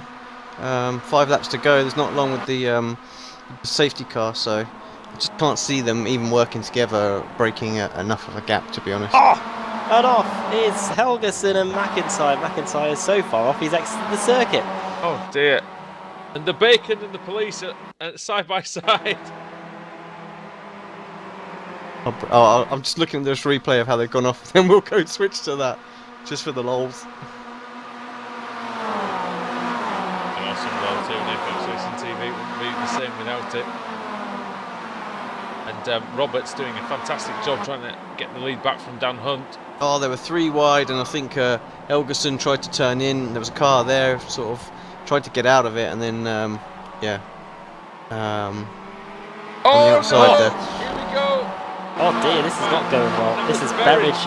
Lee Berridge just flew past Mark King into the braking area, but then there was contact behind. I didn't quite see who was involved in that one. Well, this is an outside bet, but Patrick Fliss, who started in last, is up to 9th. He's very quick as well. Last to first, could that be on? He was at the front last week, Adam. He was very, very fast indeed. 2.8 seconds off the lead. It's Look, not completely inconceivable. Here we go. Hunt, Roberts, Hickling, and Andrew Whitehead flying past on the outside. Fairly washed. He's head himself into the lead. What a move! What a Amazing move. That's what Rizzo was trying to do earlier. Now Hefford's trying to push him. Oh! Now through the middle. Rizzo's getting 23 places and Lee Deemer 26. Into the penultimate corner. We are 3 wide, nearly 2 deep as we go through here. Roberts around the outside. He's trying to make it a boosted 1-2. Fliss is up to 8th now. He nearly crashed though. Penultimate corner. He's trying to get past Bacon. Made a ham-fisted attempt of getting past the Bacon there. And here comes David Waldock. Oh, he decides to back out of it. Lee Berridge almost hits him. Patrick And Fliss and who's coming out of the pits? That's not the time you want to come out of the pits. Hear me? All the It's up to leaders coming 7th. The gap's down to 1.7 seconds actually between Fliss and the leaders now because McNally's, of all this going on. McNally's going quickly as well. As is Rizzo, as is Bacon. Bacon doesn't want to make a rasher decision. Sorry, I know. I'm sure he's heard all these before. Well, Bacon is currently in a butty of McNally and Rizzo. Other names for Bacon There'll be a you- debate on the chat about Yeah. that, about whether it's actually a butty or not. Alex, what's that like? Is that a bacon butty in your part of the world, that one? Yeah, I'll go with bacon butty. Butty, yep. Meanwhile, the long arm of the law is in third position. David Waldock. Well, the old song, I fought the law and the law won. We'll see if he can make that stick. If he can make it work through the final lap. The final 2 laps, sorry. This is a big train. Anybody can win now. All the way down to 10th place, I think I has a chance to win this. Right, 2 laps to go then. Here comes Dan Hunt, he wants to lead back. Fliss is up to 6th, by the way. Who's that boosted car up the inside? That's Andrew Whitehead having a little look on David Waldock. He was in the lead 2 laps ago, Adam. Now it's fine for a podium. 40 positions gained now for Patrick Fliss. Come on, Waldock. We want to see the Rozzers take a victory. He's left Matt Bacon behind, but Bacon's still on the back of this group. I think we're all rooting for someone. No! Oh no! Oh no! And he's Oh, just no. he's just incarcerated John Roberts. Judge, jury, executioner. Oh Oh, dear. no! And there's some traffic on the inside. Yes, get off the road. Come on. Oh, the Roberts are still going backwards. As who leads now? It's Andrew Whitehead. Patrick Fliss is up to 4th. He can't do it, surely. Whitehead loves this part of the course, doesn't he? And getting into a fine position. David Waldock's dropping down out of the top 6. And unfortunately, it's 7th position now for him. Right then, 8th penultimate position corner. now. Penultimate corner then, 1 more lap to go. Oh no! Who's that? That's Whitehead. Berridge. Berridge almost hitting Patrick Fliss. Right then, final lap. We've got Andrew Whitehead for boosted. We've got Dan Hunt. We've got Gareth Hickling in 3rd. We've got Patrick Fliss, who started in last. And then we've got Lee Berridge in 5th. Again, any one of these 9 drivers, I think, can take the win here. 9 drivers. Whitehead up the inside, then into the first corner. Dan Hunt has to take to the runoff area. He's up on the grass now. Near some contact. This is looking lovely for Dan Hunt. If the others are squabbling through the S's and taking bad lines, then could just give him enough. Oh, here comes the Youth Energy car, McNally. Oh, he's trying to fashion an opening for himself. Look at that. He's managed to get up the middle. Lee Berridge is coming through as well. He's not going to be able to. He tries to force Adam McNally away from that position. Dan Hunt's now a sitting duck because he had got such a great run. He's now going to be gobbled up by everyone behind. Here comes Fliss. And once more, the straight line speed of Whitehead into the lead again. By 2. And Hunt hitting Whitehead. And still the contact continues. Fliss is up to 3rd place now. Fliss could take the win. He's got 2 corners to go. Alex, this is anybody's race. Yeah, this could be a carbon copy of what we saw the last race, to be honest. McNally fighting hard behind. He's going to try dive up the inside as he into the second to last corner. He hits Lee Berridge. Here comes PC David Waldock. Whitehead is still in the lead. Is it going to be Andrew Whitehead then? Or is it going to be Daniel Hunt? Look at the run that Daniel Hunt's got. Whitehead, is he going to cover him off? He's got to try. And he does. Andrew Whitehead wins. And the rest of them have been defeated, Adam. Oh wow, that was fantastic. Andrew Whitehead, fantastic job for him. He wins the race, and well, I think that's going to give him a boost, isn't it? That's well deserved. The overtaking moves he pulled off. Good. At the end of the back straight, Alex, were fantastic. Yeah, very, very good. And it wasn't all done and dusted, was it? Yet to that penultimate corner, he needed to make sure he took enough speed there to clear Hunt through the corner, but not run out too wide like we saw in the last one. And yeah, got it done perfectly. So top job, and then just did enough defending, didn't he, to make sure that he got that win.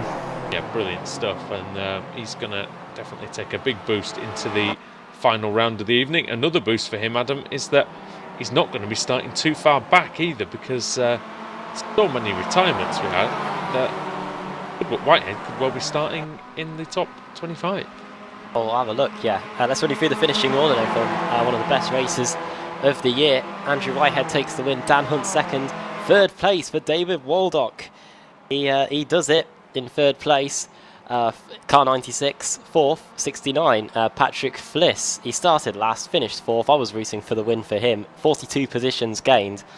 Definitely driver of the of the race there. Lee Berridge 5th, 6th for Adam McNally, 7th for Matthew Bacon, 8th for Gareth Hickling, 9th Cesario Rizzo, and 10th Lee Deemer. Cars that started inside the top 10 that finished there. Once again, we had 3.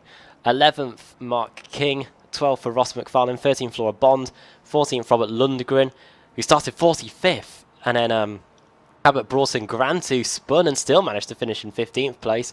Craig Jones in 16th, 17th for Rob Jackson after starting on the pole. Rafe Cullinan in 18th, 19th David Ayres, and 20th John Roberts. 21st Roy Ververke, and then that is it. Everyone else involved in some sort of accident or incident that occurred during this third race.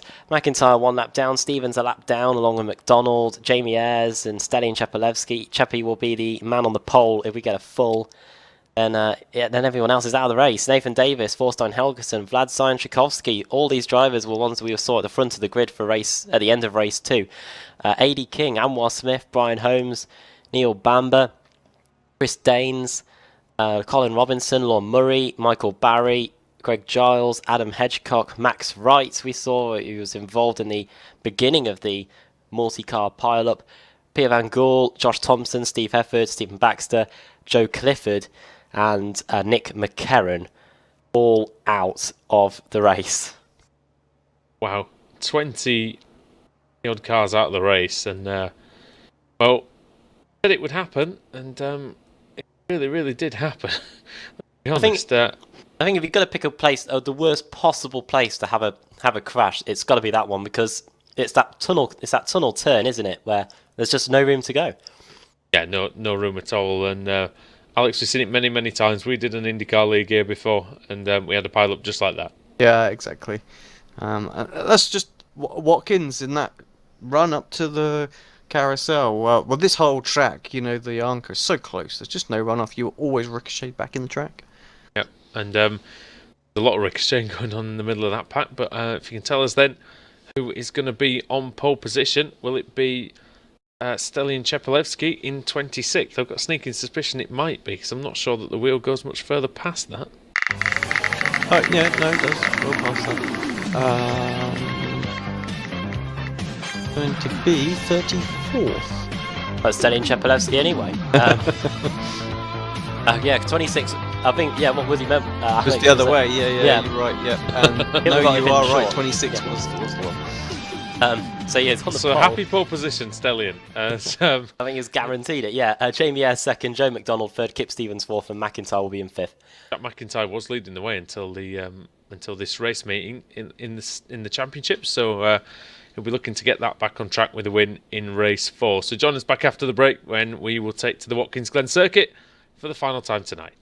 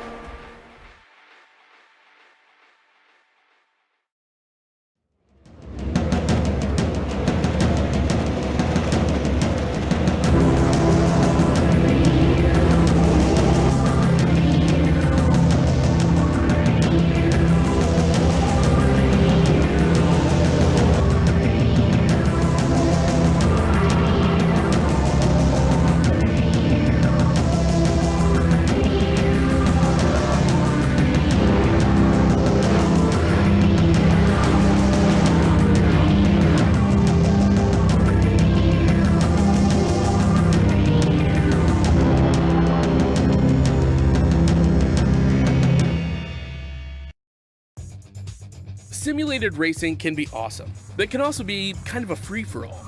Interestingly, auto racing faced the same problem in its earlier days. Whether it was on the back roads, the beaches, or the city streets, the racing was fun. But there was always a certain level of chaos and danger, until some folks came along and put some order to all of this. Stuff like official racetracks, regulations about weight and equipment, and enforcement of standards. That's what gave us high-speed excitement, fast-paced action, and photo finishes. That's when racing became racing. The guys over at iRacing.com have made the same transformation in the world of sim racing. Sure, they've got the most accurate tracks and realistic cars out there, but that's just the start. See, iRacing analyzes the performance and results of each driver in every race, so you can be sure you're always placed in races where the competition will be tight, and that those reckless drivers who ruin it for us all are kept in the pits.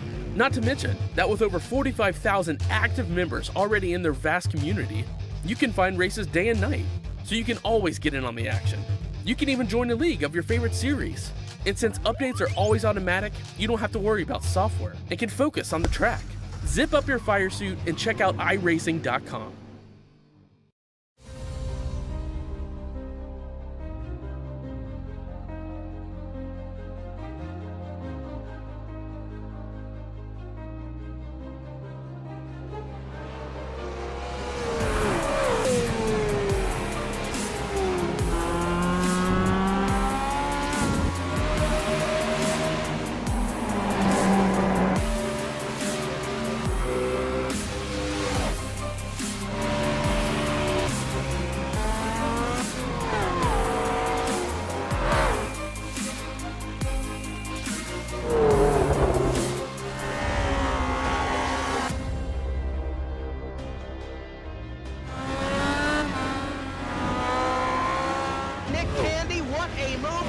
In the outside, contact made. 56 slides it at a 4.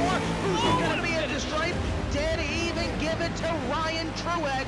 Truex is your winner over Tandy.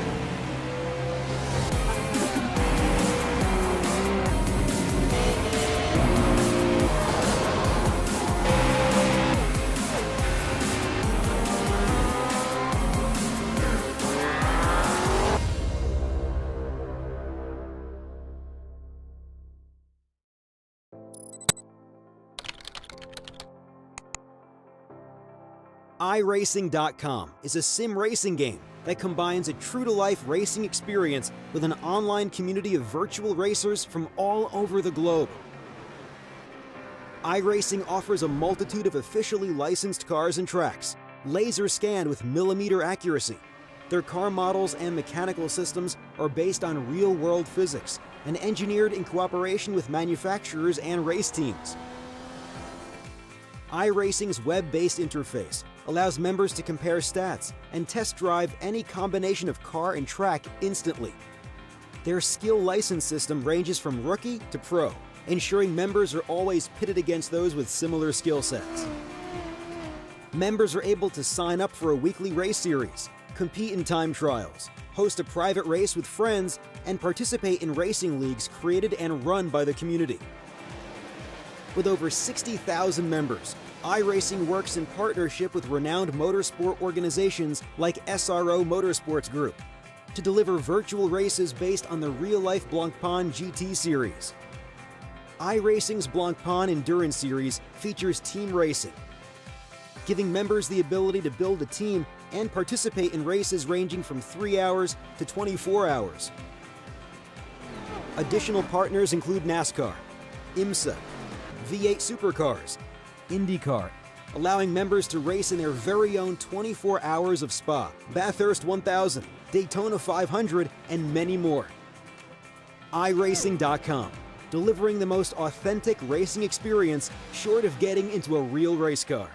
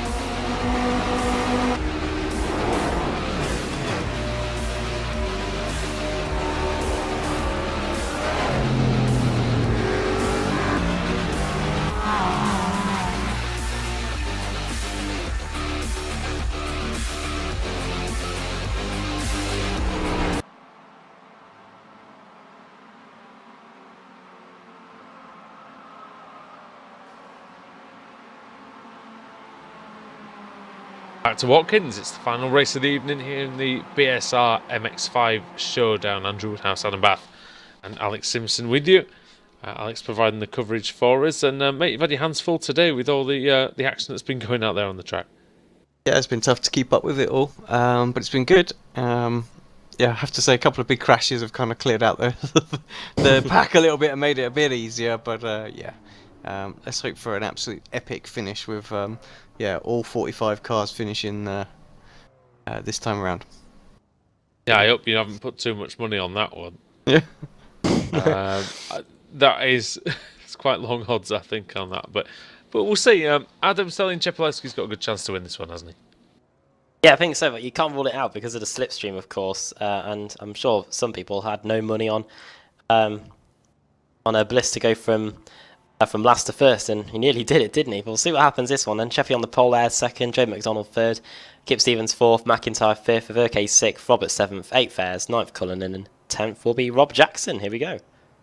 Never rule out Jamie Ayres or even Kip Stevens for that matter. Jack McIntyre was the series leader. He starts in 5th position. Oh, jump start for somebody. Massive Cullinan. jump starts. Yeah. Cullinan is going to be in the lead. He might as well do what he can. They've listened to us as well, hasn't he? And he said, well, you know, if you do it properly.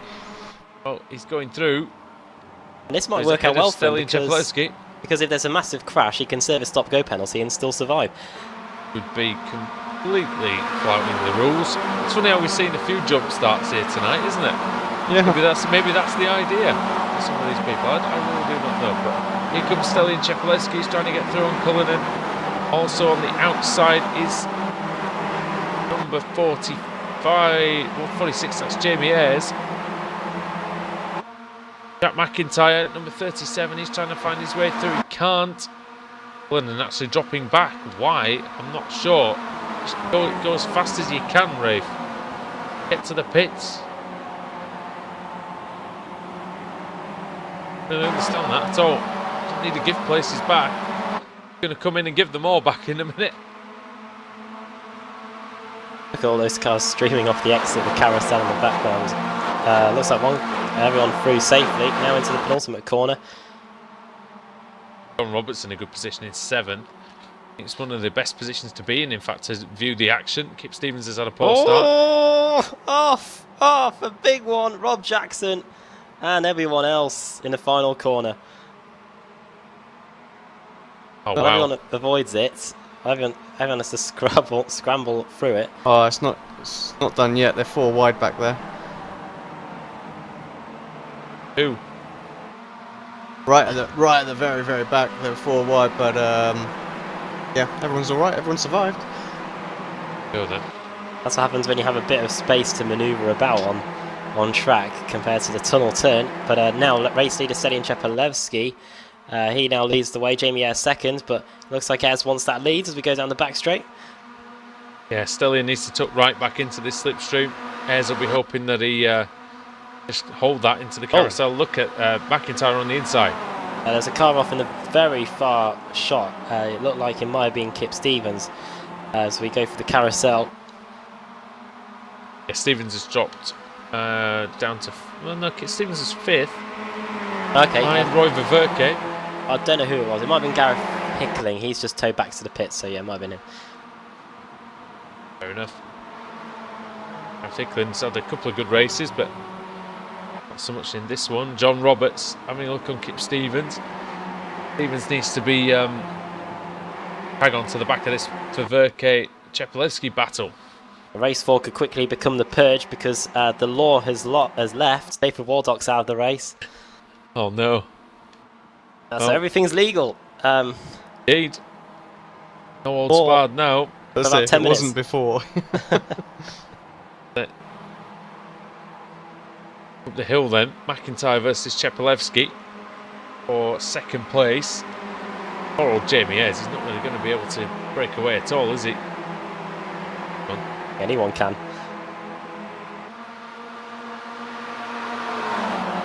McIntyre Run by Chepe, and look at Roy Verke. He might make this 4 wide here, the Belgian. Saw him at the Sim Expo. Oh, look at that. Through the middle goes Chepelewski and Verke. European to the lead. Ayres in second, McIntyre third. Stevens has got a really good spot to watch all this from. P5. He doesn't have any immediate pressure from behind. John Roberts and Joe McDonald have to work hard here, Adam, to stay with this pack. Doing a good job though at the moment. Not too many breakaway packs at the front this time. We have seen it in previous races, but then it all comes back together again. And in the final corner we go. Josh Thompson is out of the race. He's just towed back to the pit lane, so Josh is not going to be able to complete this fourth and final race. Oh, here we go. McIntyre in turn one. Take a look on the inside of Ayres. Super close, isn't it? Very, very close. This is actually allowing Stellion to get a little bit of a gap, Alex. Yeah, well, 9/10 of a at the moment. second. Yeah, he's going to need over 1.5 though. And I think just coming down this straight, that gap's already going to be down to about half a second. Not even going to be that, is it? You can see the Ayres just closing and closing and closing already. Yeah, look at that. He's going to be right with him, isn't he, by the carousel? McIntyre and Verke doing a bit of tandem racing there down the back straight, pushing each other down to try and get them closer to the front. Rizzo versus McFarlane going through carousel. That is over 8th and 9th. Rizzo gaining 10 positions in this race so far. Yeah, one of the biggest movers so far. That'll be Chris Danes again, you know, 16 positions gains for Chris. 18 positions gained for Hefford, that's not too surprising. And Stephen Baxter, 17 positions gained as well. And Tchaikovsky's gained over a dozen places as well. See then, Chepelevsky, Ayres, McIntyre, Verke, Roberts, Stevens, Donald, Rizzo and Ross McFarlane. That's the group. See straight away how Jamie Ayres has got the gap back down to 3/10 of a second again. It was a second at this point a lap ago. Two wide between McDonald and Roberts. Stevens and Roberts, I should say. Yep. Stevens in 5th place. Taking that away from John Roberts actually, and here comes Jamie Ayres for the lead, Alex. Yeah, just having a little look for a split second there further back. But yeah, Jamie got a great run there, didn't he? So and through, still in down to second. Well, this isn't over. I feel like this pack is actually gradually going to come together as well. Yeah, I think you're right. I think the front group is definitely not done, is it at all? Two distinct packs now. But Laura Bond and Adam McNally, they've got half a chance of getting to that group actually. Depends really on whether they've got the pace over the next couple of laps.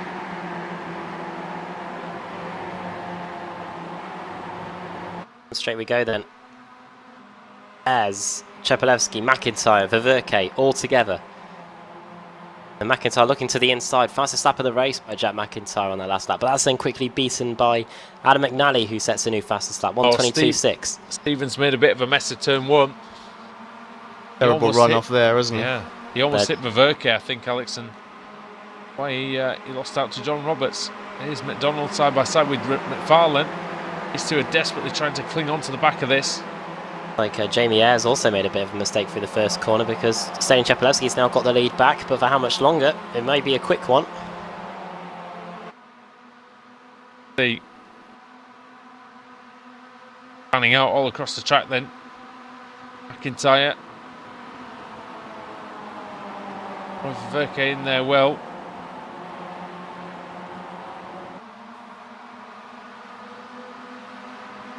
Good racing this, isn't it? I just find myself, I'm sorry I'm going quiet, I just find myself just watching the cars and just seeing exactly what's going on out there.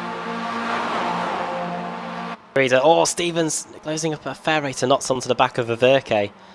And that nearly caused a bit of disaster. Jamie Ayres in second place. Don't know whether he's erring on the side of caution here. But yeah, we've got 4 laps to go as we cross the line.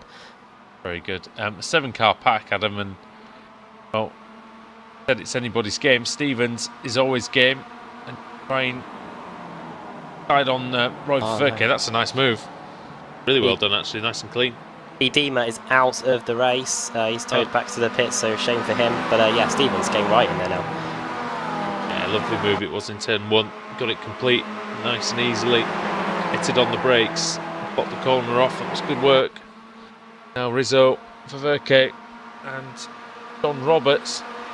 Here we go then.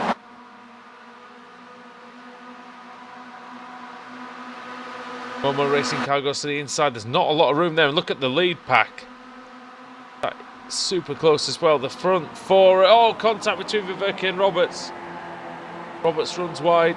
Rizzo's through into 5th. He might get 4th place here off of Kip Stevens. Alex, that'll be interesting. Yeah, there we go. Sorry, just want to focus on him for a second. But yeah, I think he's got to be patient there as well. Oh, that was McIntyre. He brakes really early. He did break early as well. Really caught Rizzo out. I don't think that was still going. Roberts hits Roberts. Roberts hits Rizzo. How did it not crash? I don't know how they did that, but yeah. No idea. And actually, he's still in the slipstream, so it's not over and done with for him. He's got a chasing pack coming up behind. Doesn't want to do what happened in race 1, which was just kept slipping back and back and back. And actually, it looks like he's very vulnerable into turn 1 once again around the outside. That draft, all of a sudden, it's going to be difficult to maintain.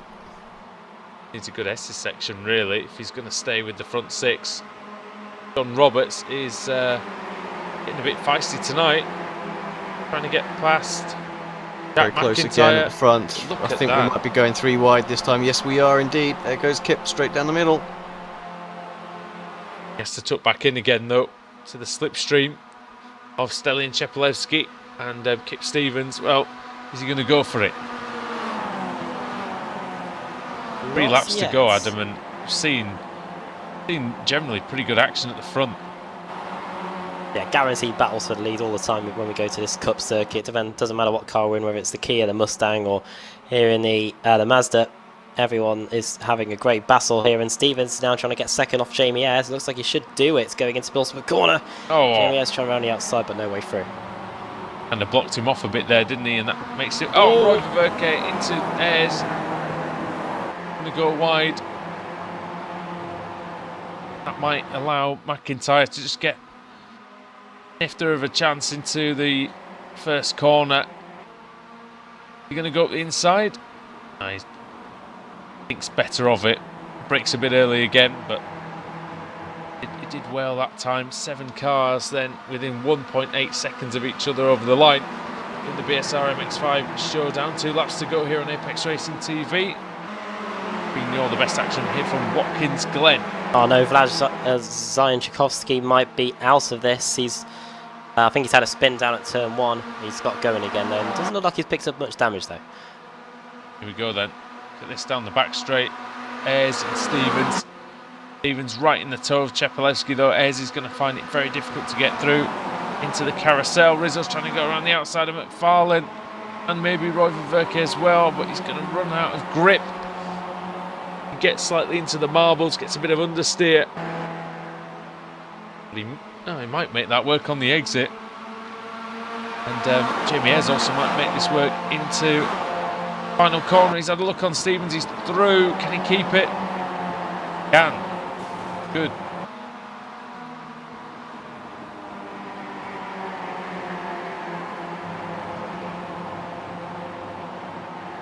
Last lap then.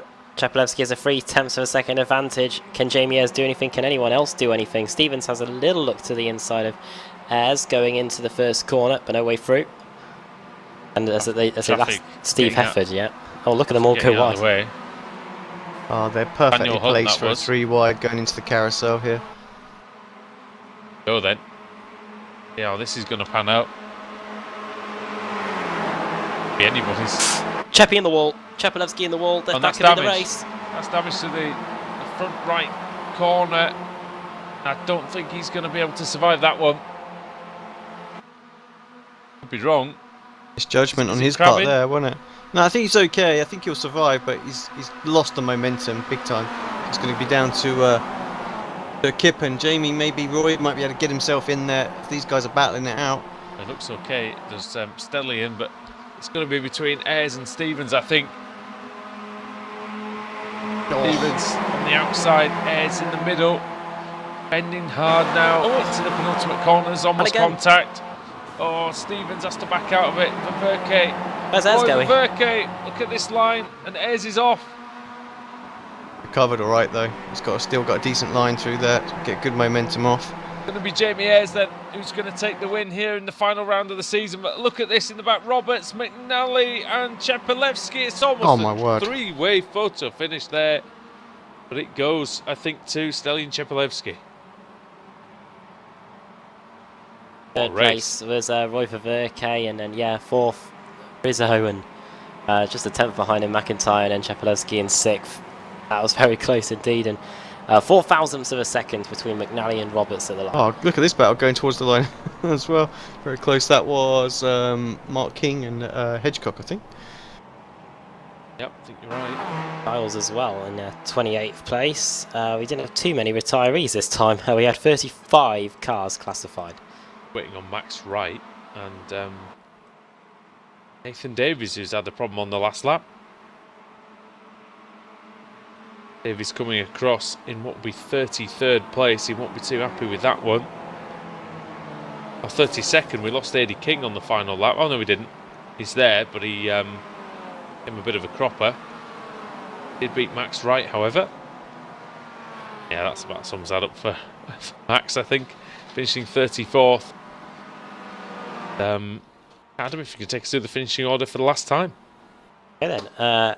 Jamie Ayres takes the win. Second for Kip Stevens, third for Roy Verke, fourth Cesare Rizzo, fifth Jack McIntyre, sixth Stelian Chepelevsky, seventh Adam McNally, eighth John Roberts, ninth Ross McFarlane, and 10th Joe McDonald. Dan Hunt finishing in 11th, 12th for Adam Broughton Grant, with Anwar Smith 13th, 14th Brian Holmes, 15th for Steve Hefford, 16th David Ayres, 17th Chris Daines, 18th for Patrick Fliss, 19th for Matt Bacon, 20th place finish for Andrew Whitehead, Laura Bonds 21st, 22nd for Vlad Zion Tchaikovsky, and 23rd we've got Forstein Helgerson, 24th Robert Lundgren, 25th Michael Barry, 26th Stephen Baxter, 27th Law Murray, 28th Craig Giles, 29th Mark King, and 30th for Adam Hedgecock, 31st Neil Bamber, 32nd Nathan Davis, 33rd A.D. King, 34th Max Wright, and the cars 1 lap down or more. Nick McCarron 1 lap down in the end, and in the cars that failed to finish, Lee Deemer and Lee Berridge, Rafe Cullinan, Josh Thompson, Gareth Hickling, Rob Jackson, Craig Jones, Colin Robinson, Peter Van Gaal, and the first car at the race, in fact didn't even start the race, it is David Waldop. Alright, well thanks very much for that, Adam, and yeah, that pretty much concludes matters here this evening. Alex, that was a bit of a great meeting, really. It was a hell of a lot of fun. Yeah, it was a good meeting all round. We saw our fair share of accidents today, but we always expected that with such a large grid. And Watkins Glen, it's just the way it is. But we saw some fantastic battles for the win. That race just there, and then race 2 as well. I think it was fantastic, 2 and 3. So it's been a good night's worth of racing. All right, well, thanks very much, everybody, for watching here on Apex Racing TV tonight. Tune in on Thursday when the British Sim Racers Touring Car Championship returns in the showdown. It returns at this very track. Do not miss that one, as if you thought this was good, it'll be all ramped up in the Kia Optima. More power and more on the line. Okay, thank you for watching, everybody, and from all of us here at Apex Racing TV, from Andrew Woodhouse, from Alex Simpson and Adam Bath, it's good night.